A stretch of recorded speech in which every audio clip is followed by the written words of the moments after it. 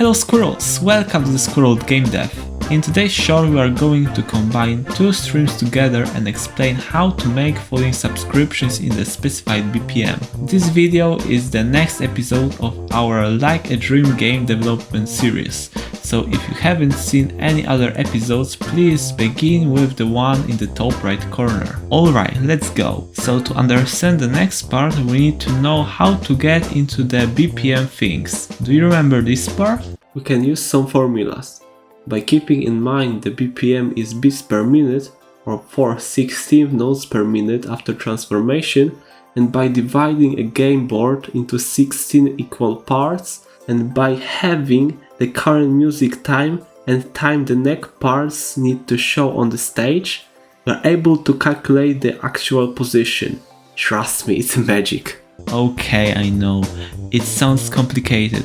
Let's see an example. So the bar has 800 pixels of height and is the 2.51 second of the song. We already know the song is divided into bars, bars into quarters and quarters into 16th notes. And there is a note, a tile, which starts after the 15th, 16th note of that song. We need to know its current position. You can see we begin to use a new unit, 16th notes. If we assume that this blue line is the distance a note passes in one bar of the song in the specified tempo, the 16th part of this bar we can call a 16th note. We know its length, it's just 800 divided by 16. We know that the current playback time of the song is just 2.51 seconds. It would be useful to know this time in the 16th notes of the song. Then we can subtract it from the note's starting time and calculate its position. I got the formula we can use to do it. I used the BPM definition. I won't explain the whole process to do it. If you are curious, try to do it on your own.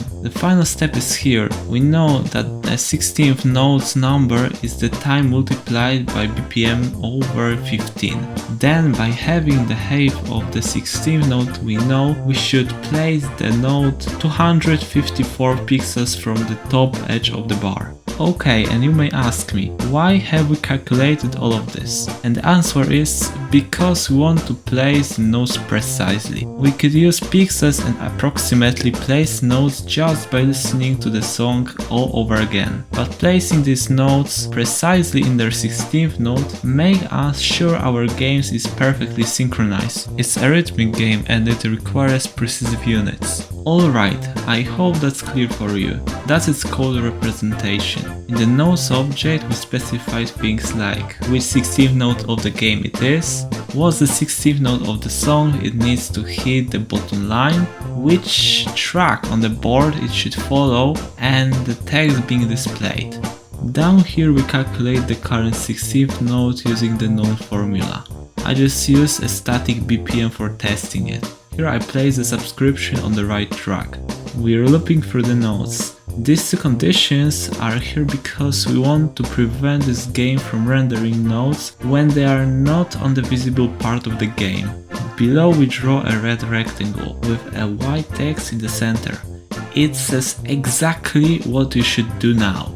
As you can see, they are falling down, but we cannot touch them. As both head and the collectible are rectangles, we can check if they are intersecting each other. This picture I drew shows us there should be 4 conditions met at the same time. An example, let's consider the 4th condition. The y coordinate of the point B is smaller than the one from the point C, that means the head is above the collectible. Okay, there are made a find intersection function that checks both the conditions and if the variables we pass are defined. We are halfway done. If you remember the original game, you should realize it has a text which appears above the head. The further from the middle point a note hits, the least pleasant message we get. It would be nice to set this in our game too. We need to know L. L is the distance on the x-axis from point D to point C. Each is just half of the element's width plus the element's x coordinate, and L is just the absolute value of this variable subtracted.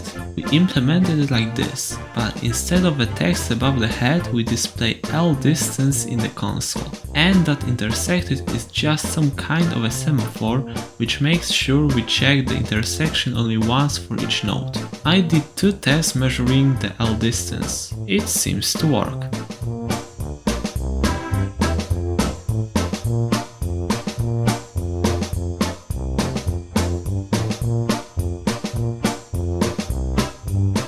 We are ready now to show the message above the head, which depends on the L distance. Check which nodes are collected and synchronize the YouTube player with the game. For that we are going to use the React Player library from the npm repository. It allows us to simply place a YouTube player on our site and make us control it easily by calling the provided components methods. However, it's a content for the next stream. If you want more, please like, subscribe, and we're gonna see each other on the next stream.